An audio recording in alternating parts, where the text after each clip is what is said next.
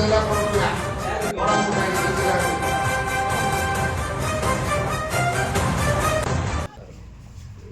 நன்றி கலந்த வணக்கத்தை நான் அன்புடன் தெரிவித்துக் கொள்கிறேன்.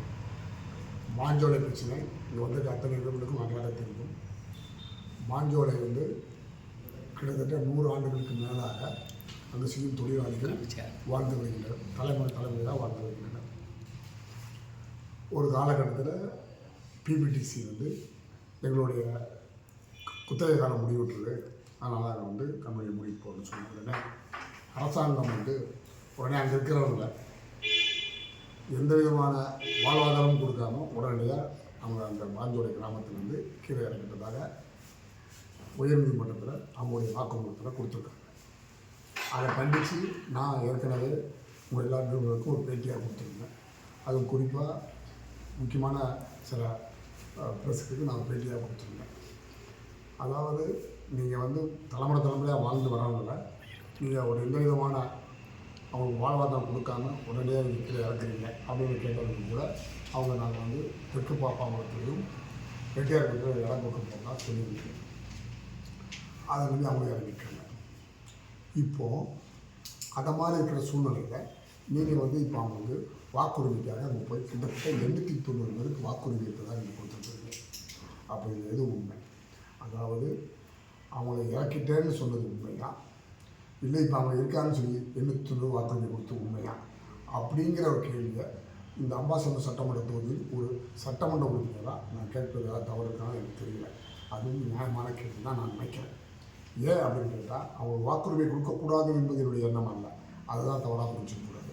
அவங்களுக்கு வாழ்வாதாரத்தை கொடுங்கன்னு சொல்லி தான் நான் கேட்டுக்கிட்டு இருக்கேன். அந்த 890 பேர் இல்லை, ஏற்கனவே இருந்த 2500 குடும்பங்களுக்கும் நீங்கள் வாழ்வாதாரத்தை கொடுங்க அப்படிங்கிறதான் என்னுடைய ஒரே கோரிக்கை. இது என்ன தெரிய வருது அப்படின்னா, இந்த எஸ்ஐஆரில் எவ்வளவு விதமான திருட்டு வாக்குகளை கள்ள ஓட்டுகளை சேர்க்க முடியும் என்பதற்கு இது மிக முக்கியமான உதாரணமாக நான் கருதுகிறேன். என்ன காரணம்னு கேட்டிங்கன்னா, இதை எங்களுடைய அனைத்து இந்திய அண்ணா திராவிட முன்னேற்ற கழகத்தினுடைய நிர்வாகிகள், குறிப்பாக வழக்கறிஞர் பழனியிலிருந்து சிவன்பாபுலேருந்து தம்பி ராமையாவிலிருந்து எல்லாரும் கூட போய் நியாயமான கோரிக்கை கேட்குறாங்க. என்ன கேட்குறாங்க? நீங்கள் அவங்களுக்கு வாழ்வாதாரத்தை கொடுங்க, வெறும் வாக்குரிமை மட்டும் கொடுக்காதீங்க, வாழ்வு உரிமையும் கொடுங்கன்னு அவங்க கேட்குறாங்க. இதில் என்ன தவறு புரியலை. இது எனக்கு என்ன சந்தேகம் வருது கேட்டால், கேட்ட உடனே மாவட்ட ஆட்சித்தலைவர் மிக சிறப்பாக சொல்கிறாங்க. இவங்க உடனே இது யார் இவங்க மேலே சேர்த்தாங்களோ அவங்களும் நடவடிக்கை எடுங்கன்னு சொல்லியிருக்காங்க. அப்படி தானே நடவடிக்கை எடுங்கன்னு சொல்கிறாங்க. அப்போ ஒரு சரியான மாவட்ட ஆட்சித்தலைவர்களும் எந்த விதமான சந்தேகம் இருக்குது. அப்போ இந்த தவறை செய்வது யார்? மாவட்ட ஆட்சித்தலைவருக்கும் தெரியாமல் இந்த தவறு செய்து அவருக்கு கீழே உள்ள அதிகாரிகளா, இல்லை ஆளுங்கட்சி பொறுப்பவர்களா என்ற கேள்வியை நான் எழுப்பது சரியாக தவறு. இது நிச்சயமாக ஆளுங்கட்சியுடைய தில்லுமுள்ளுகளை தான் நான் கருதுகிறேன். இந்த 890 பேரை இங்கே ஏற்றிருக்காங்க. அதாவது வெட்ட வெளிச்சமாக யாருமே இல்லாத இடத்திலேயே 890 பேரை ஏற்றக்கூடிய வல்லமை படைத்த இந்த ஆளுங்கட்சி பிரமுகர்கள் மற்ற இடத்துல ஏற்றிருக்க மாட்டாங்கிறதுக்கு என்ன உத்தரவாதம் இருக்குது? மாஞ்சோலையில் ஆள் இல்லையா? மாஞ்சோலையில் ஆள் இருக்கா இல்லையாங்கிறது மாவட்ட ஆட்சித்தலைமை தான் சொல்ல வேண்டும். இருக்கா? இந்த கேள்வி தான் நான் கேட்குறேன். இந்த நீங்கள் கேட்ட கேள்வியை தான் நான் இப்போ கேட்குறேன். மாஞ்சோலையில் ஆள் இருக்கிறதா இல்லையா இந்த கேள்வி தான் எனக்கு இருக்கிறது. மாவட்ட ஆட்சித்தலைவரோ இல்லை அங்கே இருக்கிற நிர்வாகிகள் இதுக்கு பதில் சொல்லணும். மாவட்ட தெளிவாக சொல்லிட்டார், அங்கே இல்லை அப்படின்னா அவர் எப்படி வாக்குரிமை வந்துச்சு?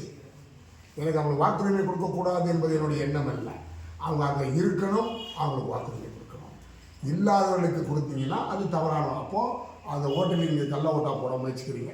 அப்பாவி மக்களுடைய ஓட்டுகளை நீங்கள் கள்ள ஓட்டாக பார்க்க முயற்சிக்கிறீங்கன்னா என்னுடைய குற்றச்சாட்டு. கட்சி சார்பாக வந்து 5 பூத்தை மூடணும்னு சொல்லி தான் நீங்கள் மனு கொடுத்துருக்கா? இல்லை, நான் சொல்கிறேன் கரெக்ட். 5 பூத்தை மூட வேண்டும் என்று சொல்லவில்லை. 5 பூத்தை நீ ஆள் இல்லாத இடத்துல நீ எப்படி கொடுக்குற? அப்போ ரெட்டை வாக்குப்பதிவு வருவதற்கா? நீ ஏற்கனவே சொல்லிட்டீங்க. தெற்கு பாப்பாங்குளத்திலையும் ரெட்டியார்பட்டியிலும் நாங்கள் இடம் கொடுத்துட்டோம், நீங்கள் தெளிவாக சொல்லியிருக்கிறீங்க. அது இல்லையா? இல்லை அங்கே இருக்காங்க. என்னுடைய கேள்வி, இப்போ அவங்க தெற்கு பாப்பாங்குளத்தில் இருக்கிறார்களா, ரெட்டியார்பட்டியில் இருக்கிறார்களா, இல்லை மாஞ்சோலையில் தான் இருக்கிறார்களா? மாஞ்சோலையில் இருந்தால் மிக சந்தோஷப்படக்கூடிய முதல் ஆள் நான் தான். அதில் எந்த விதமான மாற்று கருத்துக்களை இன்றைக்கி ரெட்டை இடம் போடும் அத்தனை நபர்களுக்கும் நான் சொல்லிக்கொள்ள வரும்போது ஒரே ஒன்று தான், மாஞ்சோலையில் அவர்களுக்கு நிரந்தரமான வேலையை கொடுத்து விட்டு அவங்களுடைய வாக்குரிமையை கொடுங்க என்று சொல்லுது என்ன தவறு இருக்கிறது? இப்போ அடுத்த கேள்வி என்னன்னு கேட்டால், நீங்கள் மாஞ்சோலையில் எந்த மக்களும் இல்லை என்று உயர்நீதிமன்றத்து வரைக்கும் நீங்கள் டிக்ளேர் செய்த இடத்திலே கூட தில்லுமுலை காட்டுகிறீர்கள் என்றால் இன்னும் எத்தனை இடங்களில் நீங்கள் தில்லுமுலை செய்திருப்பீர்கள்? இது நான் இதை உயர்நீதிமன்றத்தில் நான் கேட்கட்டுமா? நீங்கள் இல்லைன்னு சொல்லிட்டு எப்படி எனக்கு தோதல் கொடுத்தீங்க? ஒன்று, இதேபோல் நடக்கவில்லை எங்கும் அப்படின்னு உத்தரவாதத்தை எனக்கு தர வேண்டும். இல்லை நான் நிச்சயமாக உயர்நீதிமன்றத்தை அணுகுவேன். இப்போ இந்த தில்லுமுலை செய்தவர்கள் என்ன செய்து கொண்டிருக்கிறார்கள் என்றால், அவருடைய கைக்குலிகளை வைத்துக்கொண்டு சமூக ஊடகங்களில் என்னை குற்றச்சாட்டு சொல்கிறார்கள். என்னையா நான் குற்றச்சாட்டு செஞ்சேன்? அவனுக்கு வாழ்வுரிமை கொடு என்பது கேட்டது தவறா? இல்லை அவன் வாக்குரிமை கொடுத்தவனுக்கு வாழ்வாதாரத்தை கொடு என்று சொல்வது தவறா? அவன் எங்கே இருக்கிறான் என்ற கேள்வியை கேட்பது தவறா? நீ மொட்டை தாத்தா குட்டையில் விழுந்த மாதிரி நீ என்ன சொல்கிற? அவன் அங்கே இல்லைன்னா அப்புறம் எங்கே? அப்போ அவன் வாக்குரிமை இங்கே எப்படி கொடுக்குறீங்க? இதுதான் என்னுடைய கேள்வி. அதில் ஒரு நண்பர், ஒரு சகோதரர் சொல்லியிருக்கிறார், அவர் கல்லடிக்குறிச்சி ரயில்வே ஸ்டேஷனில் 4 குடும்பம் படுத்து கிடக்கு அப்படின்னா, நீ கண்டக்குறிச்சியில் கிடக்குது அப்படின்றால் அங்குள்ள நீ என்ன செஞ்சிட்ருக்கீங்க?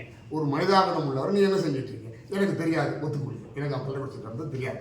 தெரிந்திருந்தால் உடனடியாக நான் சென்றிருப்பேன், அவருடைய நிவாரணம் கொடுத்திருப்பேன், அவரை ஏதாவது அரவணைத்து செய்திருப்பேன். இது உண்மை.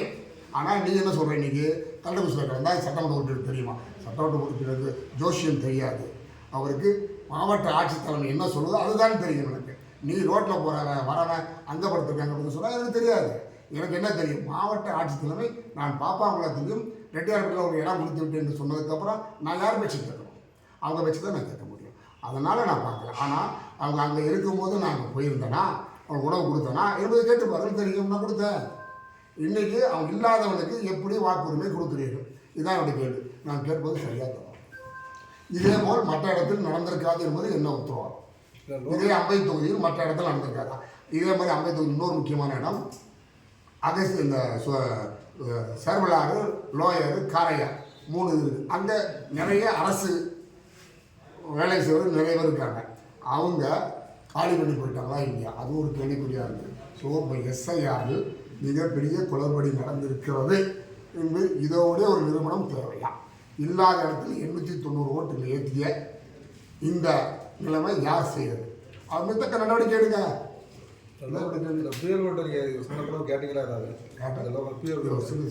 அழகான விஷயம் என்னன்னு கேட்டிங்கன்னா, இந்த எந்த கேள்வியும் நான் கேட்கவில்லை. என்னுடைய சகோதரர்களின் தம்பிமார்கள் PLA 2 விவரம் தெரிந்து என்னிடம் கேட்டதற்கு வழக்கறிஞர் பழனி முதற்கொண்டு தம்பி எல்லாரும் போய் மாவட்ட ஆட்சியர் நியாயமான முறையில் கேட்டுக்காங்க. எங்கே நீங்கள் அங்கே இல்லைன்னு சொல்கிறீங்க, கீழே மாற்றிட்டேன்னு சொல்கிறீங்க, எப்படி வாக்குரிமை கொடுத்தீர்கள்? அப்போ அவங்க இருக்காங்க அப்படின்னு கேட்டதில் என்ன தவறு இருக்கிறது? கொடுத்த அதிகாரிகள் மேலே சொன்னது எனக்கு அதிகாரி மேலே எடுப்பீங்களா? அதிகாரி யார் கூட உடந்தையாக இருந்தாங்களா? கண்டுபிடிங்க.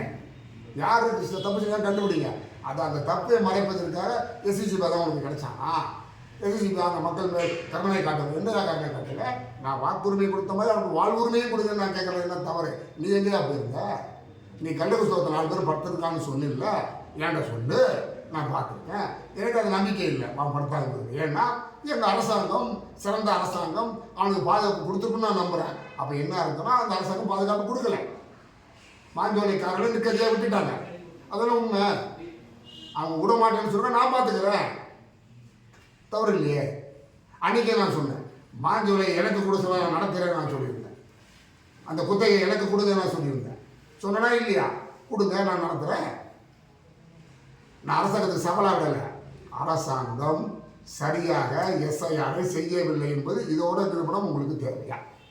இல்லாத இடத்தில் வெட்ட வெளிச்சமாக உயர்நீதிமன்றம் வரைக்கும் தெரிந்த அந்த இடத்துல 890 பேருக்கு ஒரு வாக்குப்பதிவை ஏற்றிருக்கீங்க அப்படின்னா எத்தனை இடத்துல எத்தனை தில்முல் நடந்திருக்கும்? இது செய்தது யார்? இதுக்கு துணை போன அதிகாரியா? கேளுங்க. இல்லைன்னா நான் கோர்ட்டுக்கு போகிறேன். சட்டப்படி எங்களுடைய பொதுச் செயலாளர் சொன்னபடி சட்டப்படி நடவடிக்கை எடுக்கிறோம். நாங்கள் இதுக்கு பதில் வேணும். ஏன்னா இதில் யாரெல்லாம் சமூக ஊடகங்கள் போட்டிருந்தாங்களோ அவங்கள ஐடென்டிஃபை பண்ணுங்க. அவங்களாம் இதில் உடந்தை. இந்த தில்லுமுடியில் அவங்களாம் முக்கியமான காரணம் என்று நான் கருதுகிறேன்.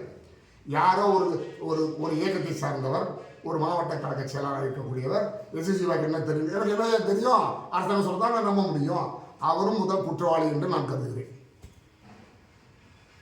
சம்பந்தமாக யார்ட்டையும் மனு கொடுத்துருங்க சார். உங்கள்கிட்ட தான் முதல்ல சார். அதாவது சொல்லுவாங்க, நம்ம இந்திய நாட்டின் மிகப்பெரிய தூண் அந்த ப்ரெஸ் தான் எனக்கு தெரியும். அதனால அவங்ககிட்ட சொல்கிறேன், இந்த அவங்க மாவட்ட கரெக்டாக இதை கொண்டு போய் நினைக்கிறேன். இல்லைன்னா நான் ஒரு சாதாரண சட்டமன்ற உறுப்பினர் என்னுடைய வேலையை நான் செய்வேன். மாவட்ட ஆட்சியர் மனுவாக கொடுத்துருக்கீங்களா இல்லை இதை மனுவாக கொடுத்து அவர் மாவட்ட ஆட்சியர் மிக நல்லவர், அதை குறை சொல்லக்கூடாது. என்ன காரணம்னா தப்பு நான் செஞ்சாலும் தப்பு தான், சரி நான் செஞ்சாலும் சரி தான். இந்த இடத்துல மாவட்ட ஆட்சியர் மிக தெளிவாக உடனடியாக இது அத்தனையும் கேன்சல் பண்ணி செய்தவங்க மேலே ஆக்ஷன் எடுக்கின்றார். நல்ல கேன்சல் இங்கே மற்றவங்க என்ன நினைக்கலாம், கேன்சல் பண்ண வச்சு தர செஞ்சுப்பா, கிடையாது. அங்கே இல்லாத ஓட்டை மாற்றிக்கிறத தவிர அவங்களுக்கு எனக்கு எந்த சம்மந்தம் இல்லை. அவங்களுக்கு வாழ்வு வேணும், அவங்களுக்கு வாக்கும் வேணும் என்பதாக இருக்குது. இப்போ மாஞ்சோலை மக்களை பாணிங்க மறுபடியும் அங்கேயே தங்க வைக்கணுங்கீங்களா? அங்கே தான் பார்ப்பீங்க. இப்போ இல்லை, மறுபடியும் இல்லை, எப்போவே அதை வைக்கணும் நான் சொல்லிட்டு இருக்கிறேன். இன்னைக்கு இல்லை, அன்னையிலேருந்து என்னுடைய ஒரே கோரிக்கை மாஞ்சோலை மக்கள் அந்த மண்ணை சுவாசித்தவர்கள் அங்கே தான் இருக்கணும்னு நான் சொல்லிக்கிட்டு இருக்கிறேன். இன்னைக்கு இல்லை, மறுபடியும் இல்லை. என்னுடைய ஒரு கோரிக்கையாக தான், நீங்கள் முடிந்தால் எங்கள் அண்ணா கலாசார மாதிரி முடிந்தால் ஹெட்டிங்கில் என்ன பண்ணுங்க, மீண்டும் மீண்டும் அல்ல, ஒரே குரலாக என்னுடைய குரல் ஒழிப்பது மாஞ்சோலை மக்களுடைய வாழ்வு அந்த தலைமுறைகளே வாழ்ந்த அந்த இடத்தில் தான் வாழ வேண்டும். முதல் ஹெட்டிங். இரண்டாவது என்ன செய்ய வேண்டும் என்றால், அவருக்கு தவறான எஸ்ஐஆர் இங்கு நடந்திருக்கிறது என்பதில் இதை விட வேறு முக்கியமான உதாரணம் எங்கும் இருக்க முடியாது. தெரிஞ்ச வெட்ட வெளிச்சமான இடத்துல நடந்திருக்குன்னா அவர் வேறு தான் நடந்திருக்கும். இதுதான் என்னுடைய கேள்வி.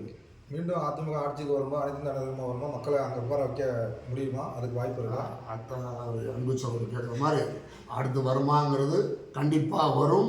அப்போ வைப்போங்கிறது வேற. இப்போ ஆளுங்கட்சி என்ன செய்து கொண்டிருக்கிறது, இன்று நிர்வாகம் என்ன செய்து கொண்டிருக்கிறது, இன்றைய முக்கியமான செய்தி அது இல்லை. எஸ்ஐஆரில் தவறு நடந்து என்பது இதோட முக்கிய நிறுவனம் எதுவும் இருக்கிறதா? அடுத்தபடியாக முதலிருந்து எஸ்எஸ் பேக் கேட்பது, மாஞ்சோலை மக்கள் அங்கே தான் வசிக்க வேண்டும். நீங்கள் முடிந்தால் குத்தகை எனக்கு, எளிய குத்தகை எனக்கு கொடுங்க, நான் நன்றி. நன்றி. இதை கொஞ்சம்